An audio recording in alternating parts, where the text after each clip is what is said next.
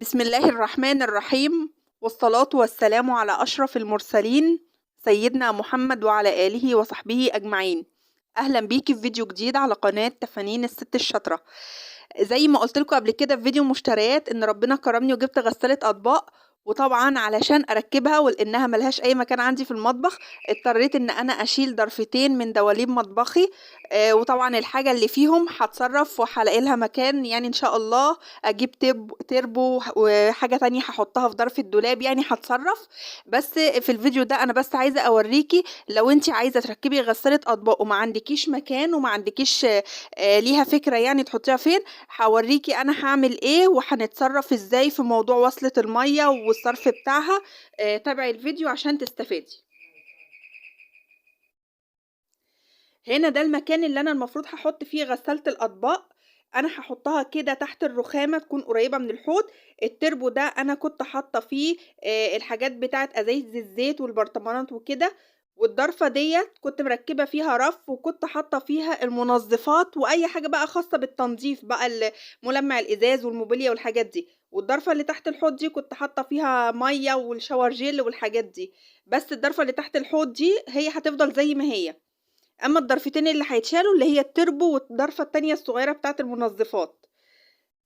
هي بص بقى دي كل الحاجة اللي كانت في ضرفة المنظفات، على الرغم والجردل ده كمان كان فيها برضو، على الرغم من انها ضرفة صغيرة بس كانت شايله لي حاجات لان هي ليها رف يعني، وبصراحة كانت واخده لي حاجات كتير قوي. فهم دول اللي هيتشالوا. لان انا ما عنديش اي مكان احط فيه الغسالة غير المكان ده، وده طبعا مكان مناسب يعني علشان تبقى جنب الحوض. فسهل ان انا احط الحاجة فيها وبعدين اطلع الحاجة منها لما تتغسل واحطها في المطبقية، فده انسب مكان ليها كمان. وكده بعد بتاع الألموتال خلاص مشلي الضرفتين. ده بقى المنظر. الجزء ده بقى خلاص فاضي، والمربع دوت هو اللي هيتحط فيه الصرف بتاع الغسالة، هيتوصل طبعا على صرف الحوض. وادي المفصلات بعد ما ركبها لي. غيرها لي طبعا وقال لي ادهنها فازلين علشان دي تحت الحوض على طول فالميه ما تاثرش عليها وترجع تصدي تاني. طبعا زي ما انتوا شايفين المنظر كان مبهدل والدنيا الارض كانت عامله ازاي. طبعا نضفت واديني اهو مسحت الارض والدنيا بقت زي الفل اهو معايا. دلوقتي بقى احنا بدأنا المرحله اللي بعد كده، وهي ان السباك جه علشان خاطر بقى يعمل التوصيلات اللازمه.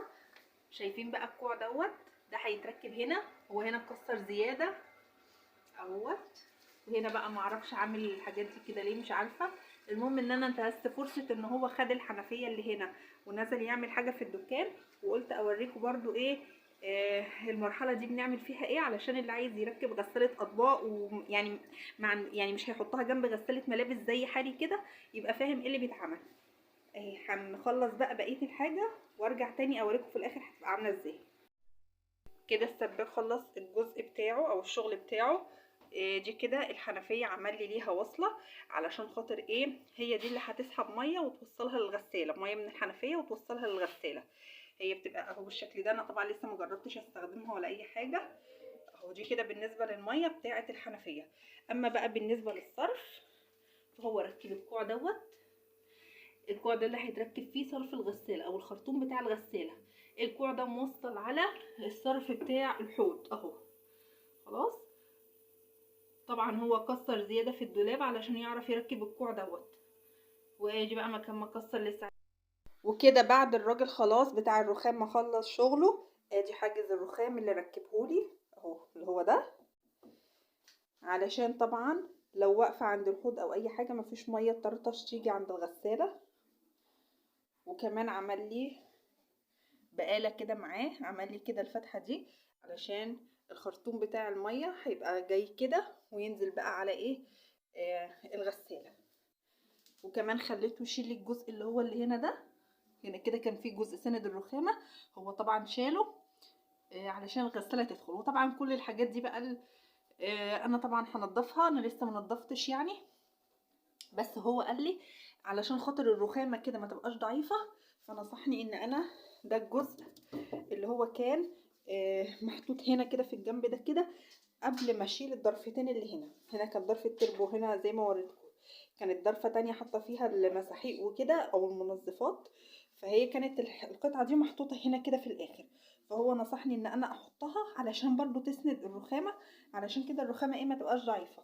وبعدين انا يعني مش هتقل قوي على الرخامه ولا ادق توم ولا اعمل كده، يعني هتبقى حاجات كده بسيطه على الرخامه. لا هدق توم ولا هتقل ولا مثلا هقف عليه عشان انضف سيراميك الحوائط او كده، لا. هي هتبقى استخدامات خفيفه عشان هي الحته دي كده بقت ضعيفه. ادي كده اهو المنظر. عايزه بقى اوريكم مطرح طبعا مقص الحردة ديت، قصها طبعا هنا، وطبعا قص الجزء اللي كان ساند الرخامة. بصوا بقى بصوا كل ده بقى ايه شايفين، كل ده بقى اتربة.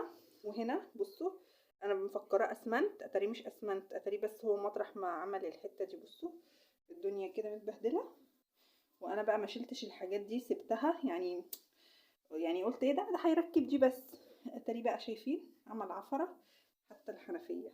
بصوا وبكره بقى ان شاء الله الراجل هيجي. بصوا برضو التربه عامل ازاي هنا، بصراحه حاجه فظيعه. بصوا في الارض، بصوا كمان هنا.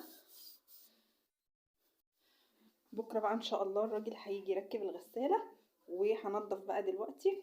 وان شاء الله لما الغساله كده تتحط في مكانها هوريكم شكلها كده العام. ومره تانية ان شاء الله في فيديو ابقى اوريكم بقى ايه الراجل قال لي تعليمات ايه عنها، واشغلها ازاي، واقول لكم بتشيل مواعين قد ايه بقى، وكل المعلومات دي. وادي غسالة الاطباق اللي احنا عملنا عشانها كل الحاجات دي. الغسالة نوعها اندست وهي 10 افراد. ان شاء الله هقولك ازاي تستخدمي سلة المعالق في غسالة الاطباق من غير ما تاخد معاكي اي مكان. سلة المعالق اللي معظم الناس مش بتستخدمها تقولك بتاخد مكان، انا هقولك على طريقتين تستخدميها ازاي ومش هتاخد معاكي اي مكان. بتمنى الفيديو يكون عجبك، واشوفك على خير الفيديو الجاي، والسلام عليكم ورحمة الله وبركاته.